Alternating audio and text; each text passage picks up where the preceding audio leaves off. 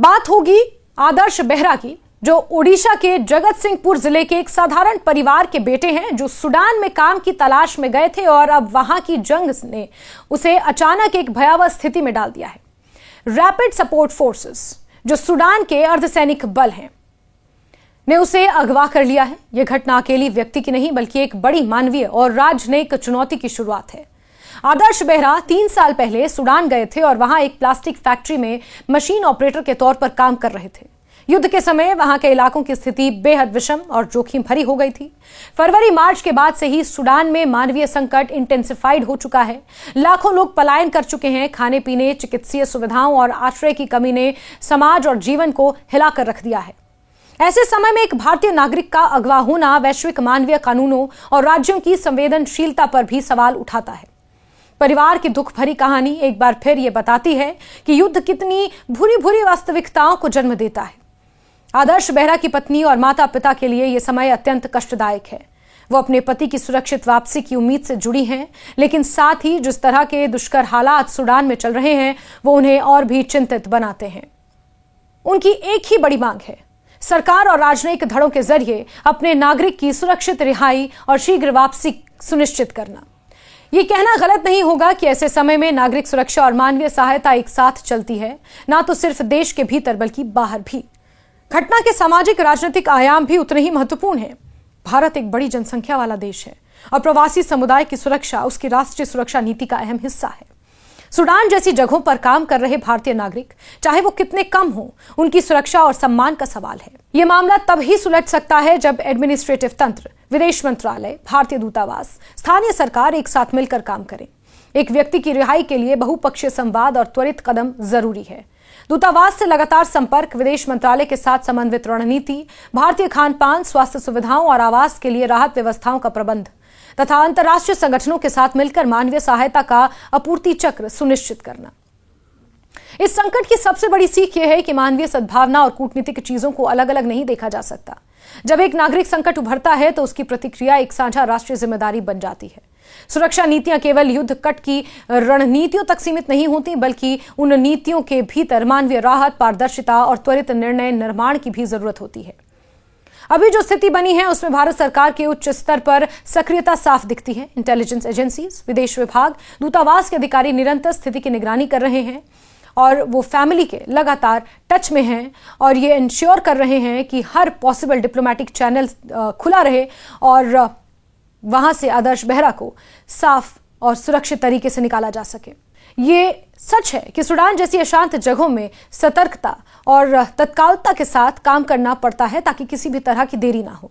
इस मामले की एक और अहम बात यह है कि अंतर्राष्ट्रीय मानवीय संस्थाओं की भूमिका, रेड क्रॉस जैसे संगठन संघर्षरत क्षेत्रों में राहत पहुंचाने के लिए सेतु का काम करते हैं। उनके दखल से संवाद की धार तेज होती है और सुरक्षा प्रोटोकॉल अधिक स्पष्ट रहते हैं। साथ ही संयुक्त राष्ट्र और अन्य मानवीय एजेंसियों के साथ सहयोग भी जरूरी हो जाता है ताकि भ्रष्टाचार युक्त या देरीपूर्ण प्रक्रियाओं से बचा जा सके। भारत के राजनयिक दायित्वों के साथ इन्हीं संस्थाओं से मजबूत तालमेल आवश्यक है ताकि प्रभावित परिवारों को यथाशीघ्र राहत मिल सके।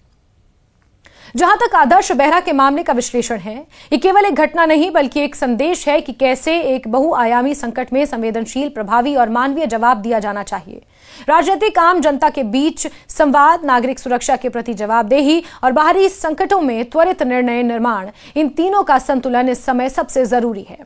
केंद्र और राज्य सरकारों को चाहिए कि वे निष्पक्षता, पारदर्शिता, गति के साथ काम करें ताकि हर कदम में परिवारों को विश्वास हो कि सरकार उसके साथ और उनके प्रियजनों की सुरक्षित वापसी हेतु हर संभव प्रयास कर रही है। आगे क्या अपनाया जाएगा, ये सवाल बड़ा है। सबसे पहली जरूरत है स्थिति की निरंतर अप टू डेट जानकारी ताकि मीडिया और जनता सही समझ सके कि क्या हो रहा है और कितना समय आदर्श बेहरा को वापस आने में लग सकता है। दूसरी जरूरत है संवेदना के साथ निर्णय निर्माण। परिवारों के साथ जो भी कदम उठाए जाएं उनमें स्पष्ट संचार और पारदर्शिता होनी चाहिए ताकि उनकी आशाएं टूट ना जाएं। तीसरी बात, एक मजबूत और कोऑर्डिनेटेड मॉडल, मीडिया, सरकार, विपक्ष और नागरिक समाज के बीच, ताकि ऐसी घटनाओं पर प्रतिक्रिया की गति बढ़े और जवाबदेही स्पष्ट रहे। इस दुखद घटनाक्रम में एक बात स्पष्ट है, आदर्श बेहरा के सुरक्षित लौटने के लिए अब सिर्फ एक देश की समस्या नहीं, एक वैश्विक जिम्मेदारी बन चुकी है। उम्मीद है कि दूतावास, विदेश मंत्रालय और राहत संस्थाएं मिलकर एक सफल और शीघ्र रिहाई की योजना बनाएंगे ताकि परिवार के चेहरों पर फिर से मुस्कान लौट सके और सूडान जैसे युद्ध युग में भी भारत के नागरिकों के प्रति हमारी प्रतिबद्धता मजबूती से दिखे। यह मामला तब ही सुलझ सकता है जब एडमिनिस्ट्रेटिव तंत्र, विदेश मंत्रालय, भारतीय दूतावास, स्थानीय सरकार एक साथ मिलकर काम करें। एक व्यक्ति की रिहाई के लिए बहुपक्षीय संवाद और त्वरित कदम जरूरी है। दूतावास से लगातार संपर्क, विदेश मंत्रालय के साथ समन्वित रणनीति, भारतीय खान-पान, स्वास्थ्य सुविधाओं और आवास के लिए राहत व्यवस्थाओं का प्रबंध तथा अंतर्राष्ट्रीय संगठनों के साथ मिलकर मानवीय सहायता का आपूर्ति चक्र सुनिश्चित करना। इस संकट की सबसे बड़ी सीख यह है कि मानवीय सद्भावना और कूटनीतिक चीजों को अलग अलग नहीं देखा जा सकता। जब एक नागरिक संकट उभरता है तो उसकी प्रतिक्रिया एक साझा राष्ट्रीय जिम्मेदारी बन जाती है। सुरक्षा नीतियां केवल युद्ध कट की रणनीतियों तक सीमित नहीं होती, बल्कि उन नीतियों के भीतर मानवीय राहत, पारदर्शिता और त्वरित निर्णय निर्माण की भी जरूरत होती है।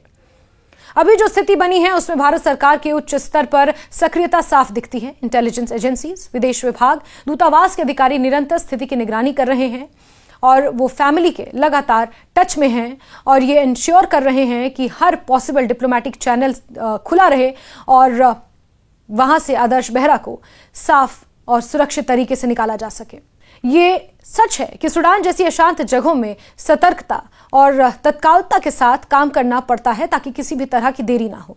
इस मामले की एक और अहम बात यह है कि अंतर्राष्ट्रीय मानवीय संस्थाओं की भूमिका, रेड क्रॉस जैसे संगठन संघर्षरत क्षेत्रों में राहत पहुंचाने के लिए सेतु का काम करते हैं। उनके दखल से संवाद की धार तेज होती है और सुरक्षा प्रोटोकॉल अधिक स्पष्ट रहते हैं।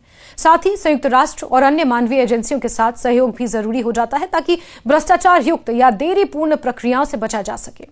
भारत के राजनयिक दायित्वों के साथ इन्हीं संस्थाओं से मजबूत तालमेल आवश्यक है ताकि प्रभावित परिवारों को यथाशीघ्र राहत मिल सके। जहां तक आदर्श बेहरा के मामले का विश्लेषण है, ये केवल एक घटना नहीं बल्कि एक संदेश है कि कैसे एक बहुआयामी संकट में संवेदनशील, प्रभावी और मानवीय जवाब दिया जाना चाहिए। राजनीतिक, आम जनता के बीच संवाद, नागरिक सुरक्षा के प्रति जवाबदेही और बाहरी संकटों में त्वरित निर्णय निर्माण, इन तीनों का संतुलन इस समय सबसे जरूरी है। केंद्र और राज्य सरकारों को चाहिए कि वे निष्पक्षता, पारदर्शिता, गति के साथ काम करें ताकि हर कदम में परिवारों को विश्वास हो कि सरकार उसके साथ और उनके प्रियजनों की सुरक्षित वापसी हेतु हर संभव प्रयास कर रही है। आगे क्या अपनाया जाएगा, ये सवाल बड़ा है। सबसे पहली जरूरत है स्थिति की निरंतर अप टू डेट जानकारी ताकि मीडिया और जनता सही समझ सके कि क्या हो रहा है और कितना समय आदर्श बेहरा को वापस आने में लग सकता है।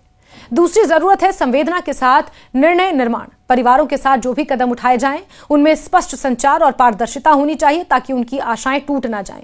तीसरी बात, एक मजबूत और कोऑर्डिनेटेड मॉडल, मीडिया, सरकार, विपक्ष और नागरिक समाज के बीच, ताकि ऐसी घटनाओं पर प्रतिक्रिया की गति बढ़े और जवाबदेही स्पष्ट रहे।